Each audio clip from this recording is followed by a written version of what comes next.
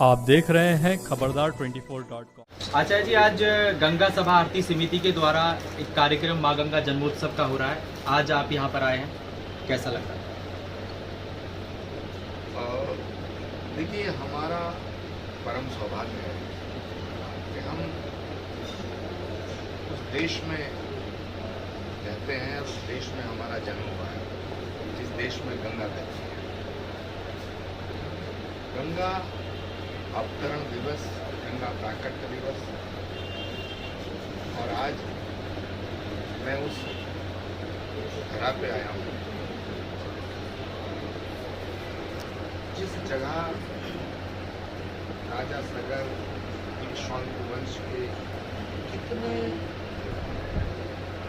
तपस्वी राजाओं की मुक्ति करने के लिए महाराज भगीरथ ने हजारों वर्ष तपस्या और गंगा को लेकर के ब्रजघाट में अणमुक्तेश्वर की पावन धरती है। यहाँ सभी की मुक्ति की कामना की जाती है। ये वो स्थान है कि जहाँ आकर जन्म जन्मांतर के पाप कट जाते हैं।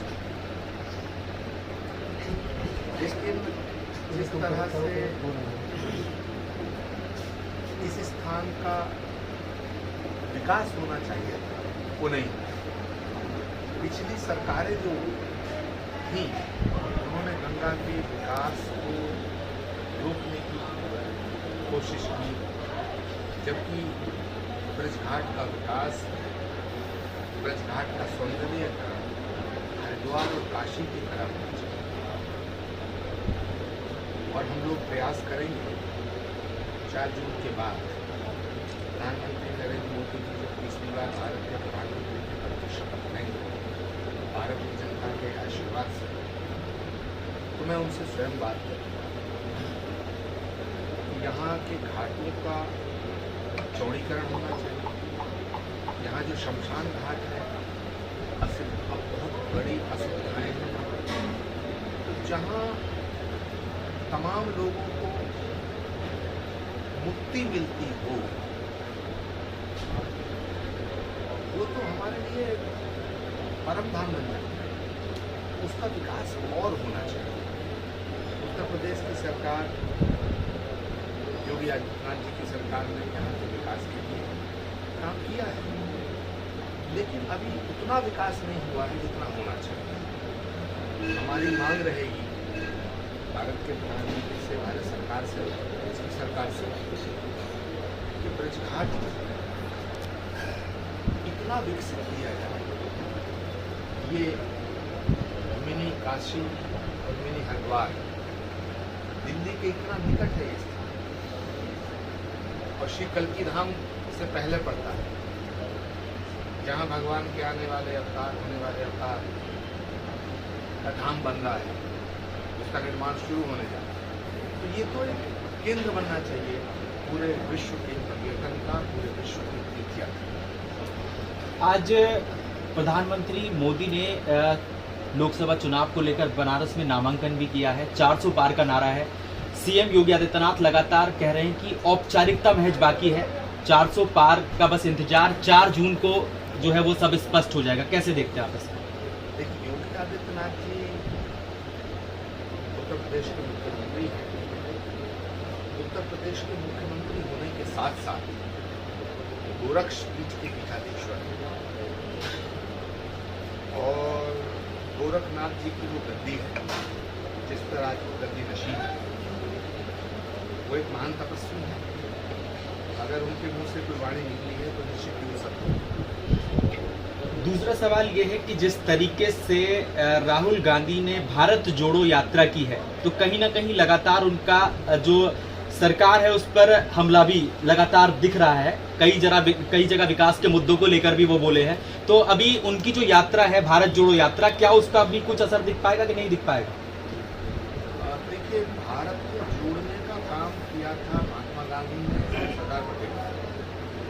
राहुल गांधी जी और उनकी पार्टी ने तो भारत को तोड़ने का काम किया।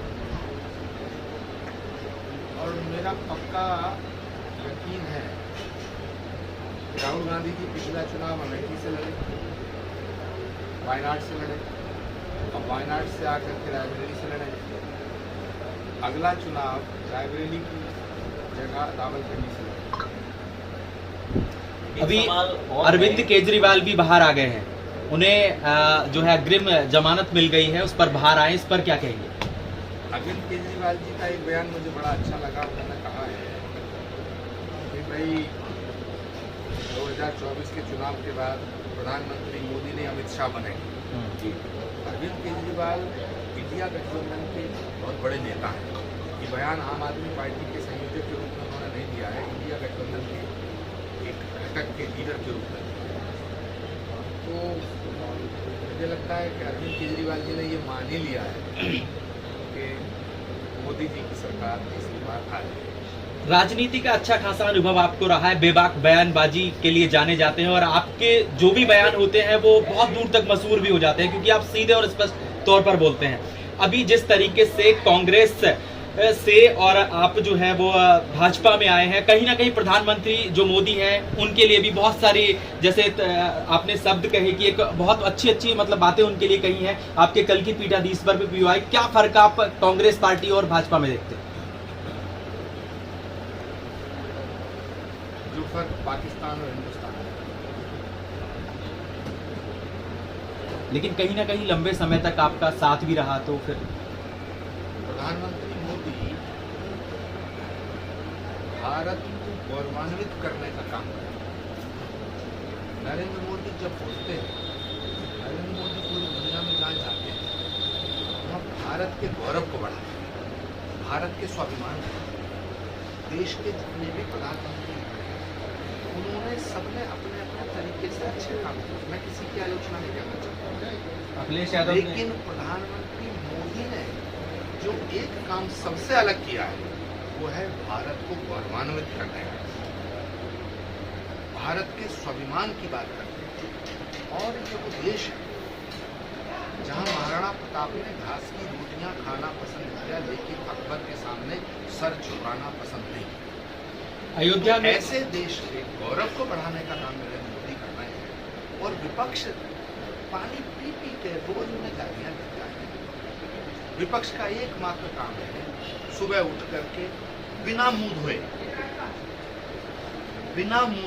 मोदी को गाली देना, ये विपक्ष का काम है। और मुझे लगता है जितना मोदी को गाली दोगे देश की जनता मोदी को उतना ही प्यार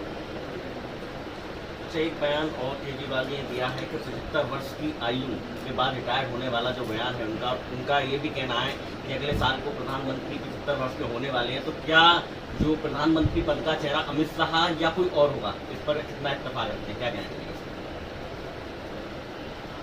देखिए, देश की जनता नरेंद्र मोदी को इतना प्यार करती है, इतना प्यार करती है, जिस तरह और इतना सम्मान देती है जिस तरह महात्मा गांधी, सुभाष चंद्र बोस और स्वामी विवेकानंद।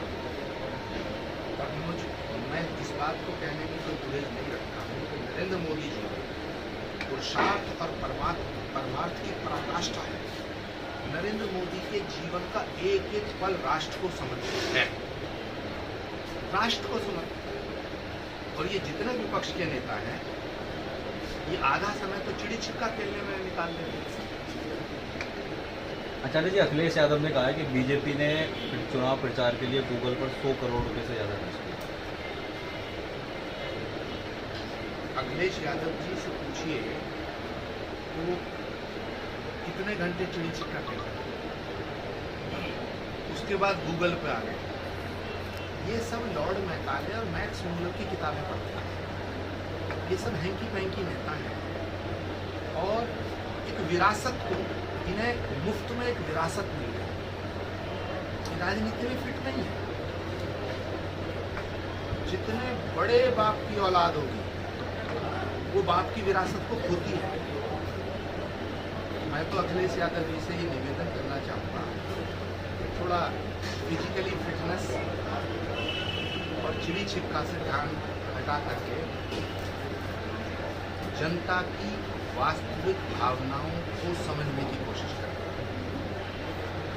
जनमानस का सम्मान करने की कोशिश करें, अपने बुजुर्गों का सम्मान करने की कोशिश करें, और सबसे अच्छा उनके पास रास्ता है कि अपने चाचाओं को पार्टी की बागडोर सौंप दें, जिन चाचाओं ने समाजवादी पार्टी को खड़ा किया। राहुल गांधी क्या मानना है, आप रायबरेली से जीत पाएंगे? लक्षण नहीं लगते उनके जी, उनके लक्षण नहीं लगते। भारत की जनता घोड़े नेता को पसंद नहीं करती, शौर्य को नमन करती है, पराक्रम को प्रणाम करती है।